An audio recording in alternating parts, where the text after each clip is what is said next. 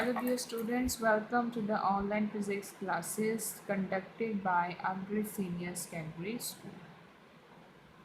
आज हम टॉपिक करेंगे यूनिट 4 का वर्क एनर्जी पावर चैप्टर में से पोटेंशियल एनर्जी के बाद जो हमारा टॉपिक आया था आज हम वो डिस्कस करेंगे, that is our spring potential energy and gravitational potential energy.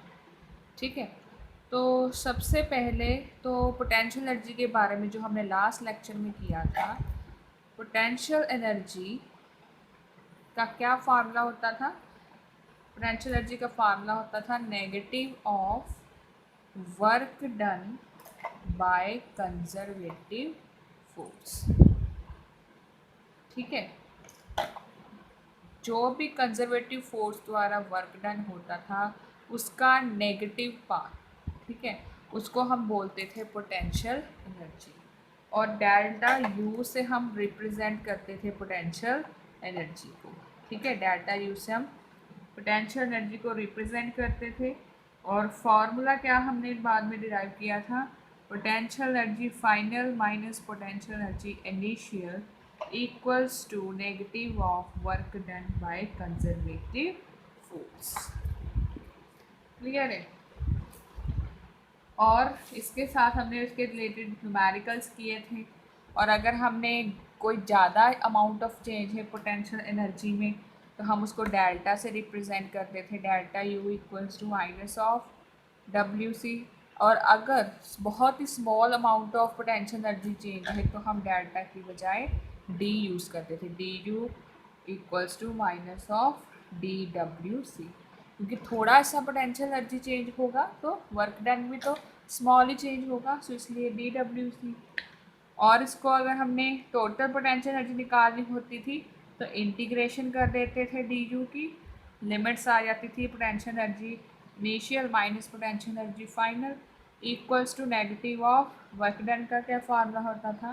Force into displacement. और फोर्स कौन सी आएगी? कंजर्वेटिव। डिस्प्लेसमेंट एक्स होता था तो small amount of work done है तो डिस्प्लेसमेंट भी क्या होगी हमारी? स्मॉल। सो चलिए आज हम जो हमारा नया टॉपिक है, आज हम बात करेंगे gravitational potential energy. Gravitational potential energy. Gravitational potential energy क्या होता है? देखो, ग्रेविटेशन से रिलेटेड आपको पता चल जाएगा कि हम ग्रेविटेशन फोर्स की बात कर रहे हैं, और उस ग्रेविटेशन फोर्स की वजह से पोटेंशियल एनर्जी जो है कैसे हम कैलकुलेट कर सकते हैं वो डिस्कस करेंगे। एक एग्जाम्पल के थ्रू उन्होंने हमें समझाया है। हम एक एग्जाम्पल ले लेते हैं। कहते हैं सपोज करो ये है हमारी एक ग्राउंड सरफेस, ठीक है, this is our ground surface. ठीक है, ग्राउंड सरफेस के थोड़ी सी हाइट पर हम एक चेन को कंसीडर कर लेते हैं। ये है हमारी एक चेन। वो चेन ग्राउंड से लेकर वहाँ तक की हमने कितना डिस्टेंस मान लिया? Height H distance. तो इस केस में जो इस चेन की पोटेंशियल एनर्जी होगी वो कितनी होगी? M G H. ठीक है, दूसरा केस ले लेते हैं।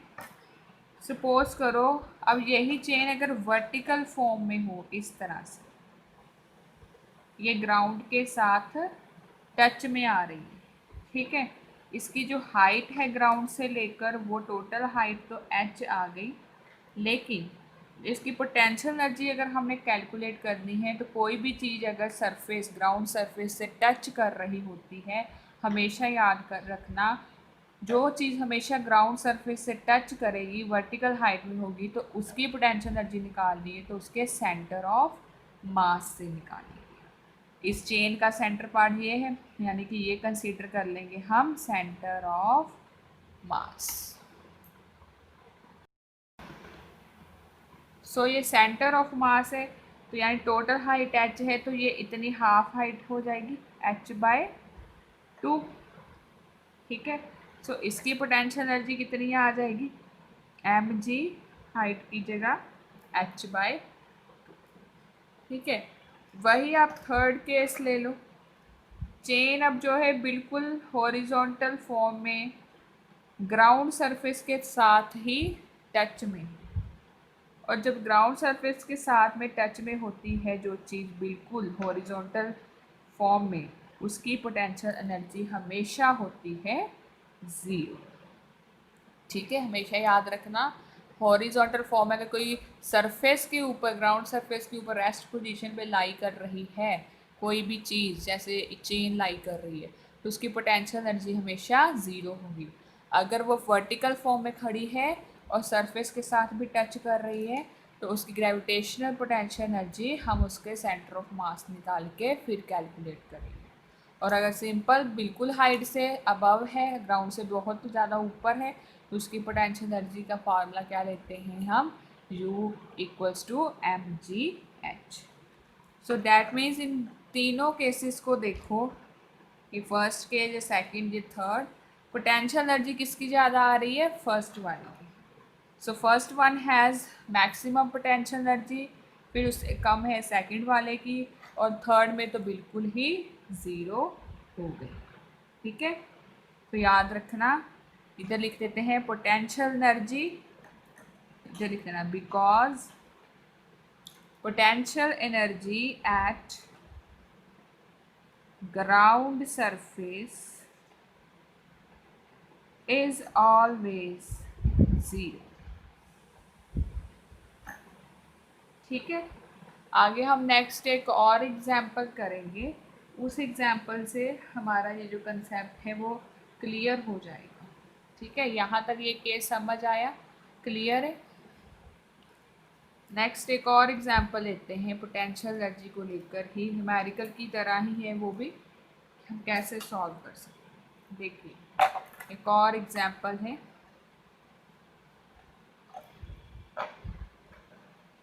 ये मान लीजिए हमारी कोई ग्राउंड सरफेस है, अब सेमी सर्कल की फॉर्म में कोई आर्क ले रहे हैं। ठीक है, तो यहाँ इसका सेंटर पार्ट ये है, यहाँ से लेकर इस सर्कल का रेडियस हम मान लेते हैं r। ठीक है, और यहाँ पर कोई बॉडी है। ठीक है, इस आर्क पर कोई भी बॉडी जो है किसी भी पोजीशन पर लाई कर सकती है। ठीक है, किसी भी पोजीशन पर हम उस बॉडी को लाई करवा सकते हैं। दैट मीन्स सपोज करो, तो अगर हमने टोटल इस आर्क की पोटेंशियल एनर्जी निकालनी है, तो हम क्या करेंगे, पहले आप थोड़े थोड़े पार्ट्स में, एलिमेंट्स में उसको डिवाइड कर देंगे। पहले बॉडी को यहाँ रखोगे, फिर यहाँ रखोगे, फिर यहाँ रखोगे, फिर उनकी पोटेंशियल एनर्जी निकाल के उनको सम अप कर दोगे, उनकी इंटीग्रेशन कर दोगे। ठीक है, तो सपोज करो हमने बॉडी यहाँ पर कंसीडर की। ठीक है, और छोटी बॉडी है, स्मॉल बॉडी है, तो मास इसका ले लेते हैं dm, और विद रिस्पेक्ट टू दिस ये कितना एंगल बना रही है, angle T theta. Small mass of body है, छोटी बॉडी है, तो एंगल भी छोटा ही बनाएगी, और ये जो ग्राउंड सरफेस के साथ आर्क एंगल बना रही है वो एंगल कितना बना रही है, थीटा। और ये जो बॉडी के साथ एंगल क्रिएट हो रहा है वो है small angle, that would be d theta. So यहाँ से लेकर यहाँ तक ये भी एक रेडियस का ही काम कर रही है, सो इसका रेडियस भी कितना होगा, आर। अगर आप यहाँ पर बॉडी को कंसीडर करते हो, यहाँ पर भी उसका मास हम क्या लेते, dm ही लेते, स्मॉल अमाउंट ऑफ बॉडी ले रहे हैं। ठीक है, तो ये पूरी आप सपोज कर लो, ये पूरी आपकी क्या थी, एक चेन थी, और वो चेन जो है इस तरह से आर्क की फॉर्म में जो है ग्राउंड सरफेस से ऊपर की तरफ उठी हुई है। तो आपने उसकी पोटेंशियल एनर्जी निकालनी है इस चेन की with respect to this ground. तो आपने क्या किया, उस चेन का छोटा सा एलिमेंट ले लिया जिसका मास हमने मान लिया dm, और एंगल बना रहा है वो d थीटा। यहीं से अब हम एक और लाइन ड्रॉ करेंगे नीचे की तरफ। ठीक है, बिकॉज क्योंकि अब हमें पता है जो एंगल बनता है हमेशा थीटा बनाती है एंगल, कोई भी ग्राउंड सरफेस के साथ चीज़, तो हम उसको दो कंपोनेंट्स में रिजॉल्व कर देते हैं। ठीक है, नीचे की तरफ हम जो कंपोनेंट बनाते हैं वो हो जाता है हमारा r साइन थीटा। ठीक है, तो यानी कि अगर आप इस पोर्शन को अलग करके देखना चाहो तो इस तरह से आपका एक पोर्शन बन रहा है। ठीक है, यहाँ पर एंगल है आपका डी थीटा, और ये चीज़ आपकी आर्क जो है कितनी आ जाएगी, आर इंटू डी थीटा। ठीक है, और ये चेन का छोटा सा पार्टिकल ले रहे हैं जिसका मास है डी। अब देखो जो पोटेंशियल एनर्जी है, small amount of potential energy d U ही निकालेंगे, क्योंकि छोटा सा पार्ट चेन आप ले रहे हो। इसकी पोटेंशियल एनर्जी निकालो, फिर इसकी, फिर इसकी, फिर इसकी, और फिर बाद में टोटल उनको इंटीग्रेट कर दो तो आपकी पूरी चैन की पोटेंशियल एनर्जी आ जाएगी। तो हमने इस छोटे से पार्ट की पोटेंशियल एनर्जी निकालनी है, डी यू इक्वल्स टू, तो small amount of mass D M G into H. ठीक है, क्योंकि हमें पता है पोटेंशियल एनर्जी किसके इक्वल है, एम जी एच के। स्मॉल अमाउंट ऑफ ले रहे हैं तो इसलिए डी यू, और यहाँ पर मास भी स्मॉल है तो एम की जगह डी एम लिख दिया हमने। ठीक है, अब जो चेन की लेंथ है, ठीक है, जो चेन की लेंथ क्या होगी, अब ये क्या है, सेमी सर्कल है। सेमी सर्कल का भी चौथा हिस्सा लिया है उन्होंने। पूरा सर्कल होता है, ये सेमी सर्कल होता है, सेमी सर्कल का भी हाफ क्वाड्रेंट होता है। तो हम इसकी चेन की जो लेंथ है मान लेते हैं, chain length is equal to pi are by two. Area जो होता है semi circle, half circle pi R, उसका क्वाड्रेंट क्या हो जाएगा, पाई आर बाय टू। ठीक है, और अगर कहते हैं उसका मास है m, तो देन ये जो आर्क की वैल्यू आपने फाइंड की है आर डी थीटा, वो किसके इक्वल आ जाएगा, वो आ जाएगा हमारा m डिवाइडेड बाय चेन की जो लेंथ है pi are by two into r d theta.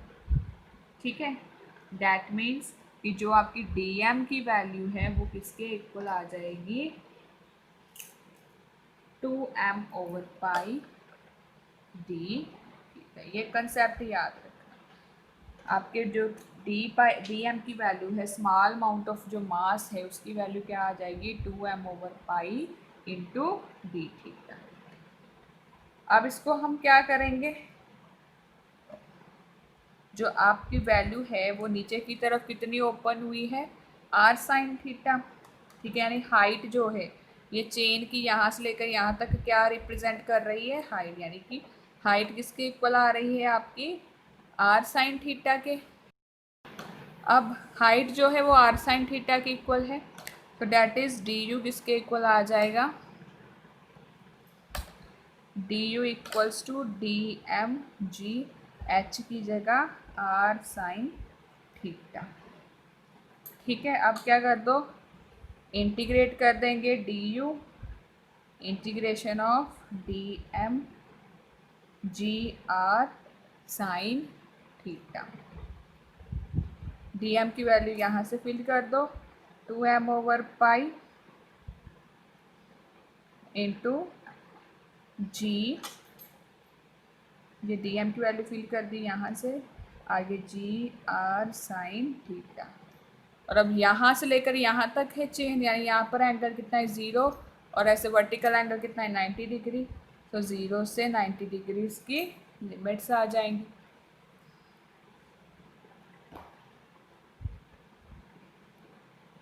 Now अब क्या करेंगे,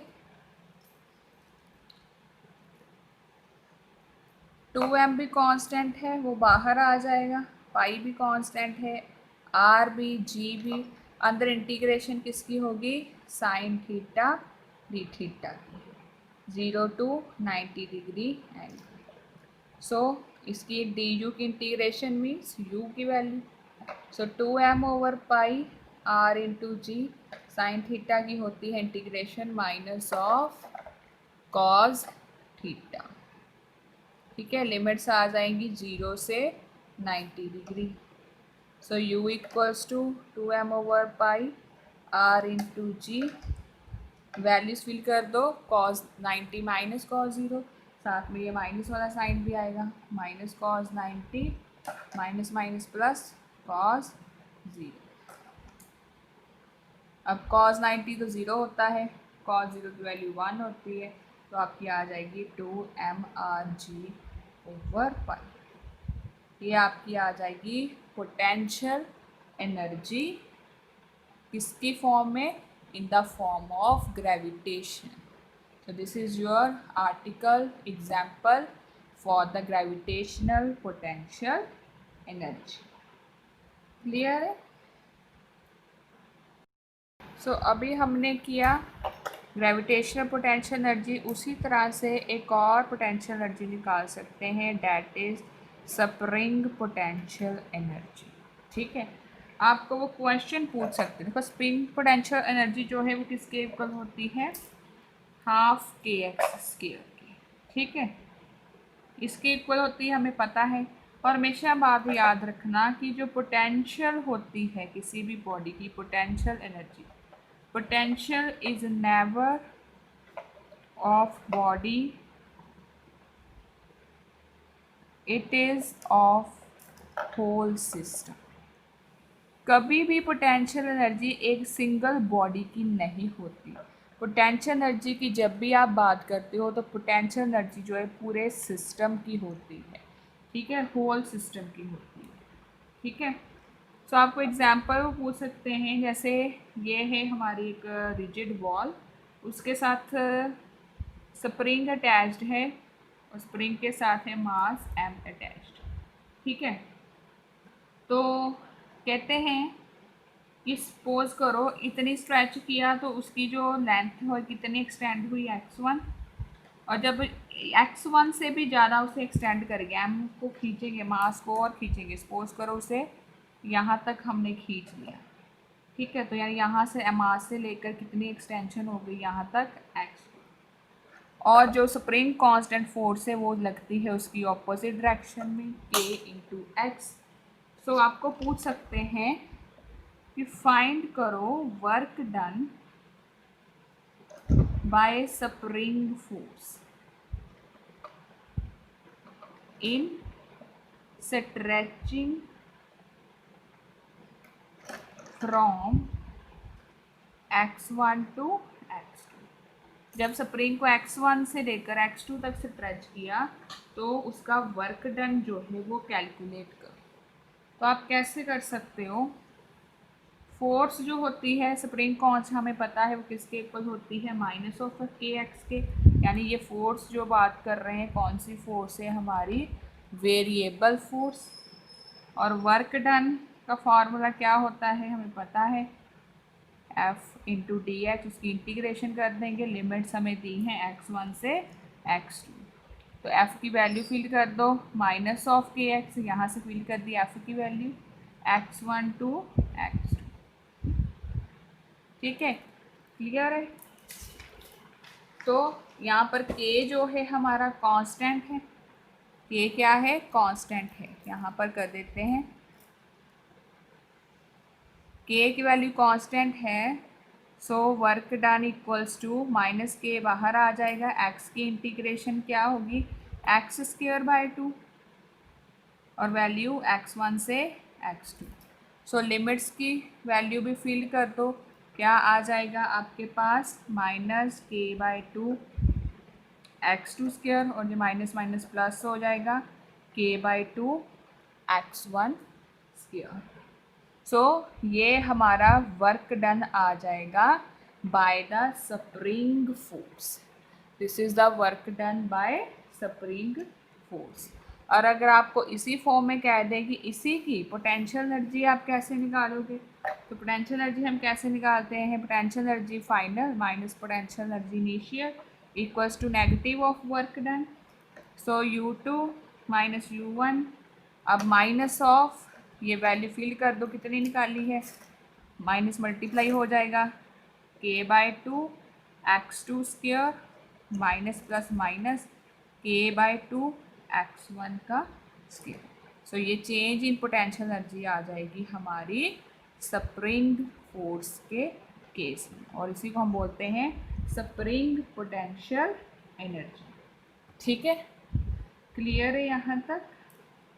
सो कुछ बातें याद रखनी है कि जो पोटेंशियल एनर्जी होती है, ग्रेविटेशनल पोटेंशियल एनर्जी, वो नेगेटिव हो सकती है, कैन बी नेगेटिव, लेकिन जो कंजर्वेटिव पोटेंशियल एनर्जी होती है, जो इलेक्ट्रोस्टैटिक पोटेंशियल एनर्जी होती है वो भी नेगेटिव हो सकती है, लेकिन जो स्प्रिंग पोटेंशियल एनर्जी है वो हमेशा